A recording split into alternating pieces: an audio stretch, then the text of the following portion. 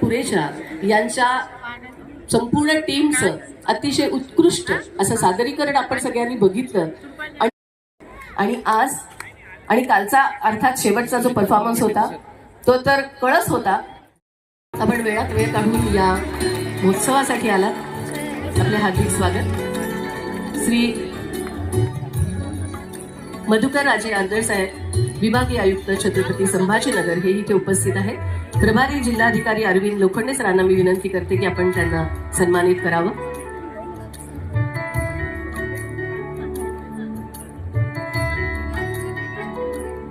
आणि श्री शिरीषजी बोराळकर इथे उपस्थित झालेले आहेत. त्यांचं स्वागत विजय जाधव सरांनी करावं अशी मी विनंती करते.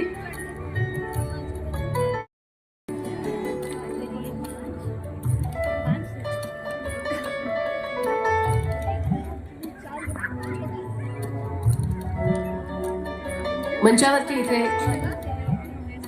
नवेली देशमुख उपस्थित आहे.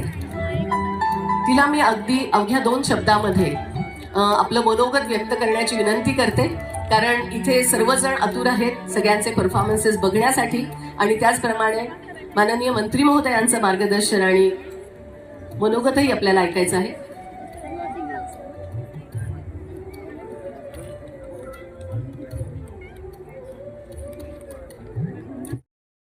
Honorable Atul sir, officials, dignitaries, friends from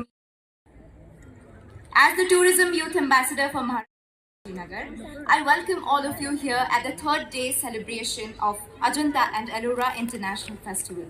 Tumha sarvanचं स्वागत आहे. अतिथी देवो भव.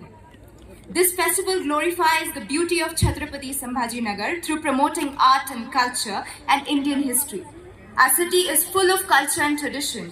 We have iconic Ajanta and Ellora caves which dates back from 2nd century. The city stands tall with its 52 gates and many such monuments such as Soneri Mahal, Panchaki, Bibi Ka Maqbara, and the list goes on. I feel grateful. I was brought up here and I did my schooling from this very city. I learned Bharatnatyam, Indian classical dance form, through my beloved late guru, Srimati Meera Pauskar. Just 2-3 years ago, I was also the ambassador for Maharashtra government for NSS, where I worked with more than 10 lakh volunteers, and we worked on issues like sanitation and hygiene, environmental issues, and spreading awareness about various schemes and policies. Capital of Maharashtra, and as its proud citizens, of course, it's government's responsibility to facilitate smooth growth in tourism sector, but it is also our individual responsibility. आज आपण इथे नृत्य कला आणि इतिहासचा उत्सव करत आहोत. इम्तियाजबाईने सांगितल्याप्रमाणे मी पण काही नाव किंवा खूप वेळ घेणार नाही, मला माहिती आहे सगळ्यांना. पण एवढंच, अनेक वर्षापूर्वी मेनन साहेब म्हणून होते आमचे, उल्हास गवळी साहेब आहेत इकडे. त्या काळामध्ये इकडे वेरूळला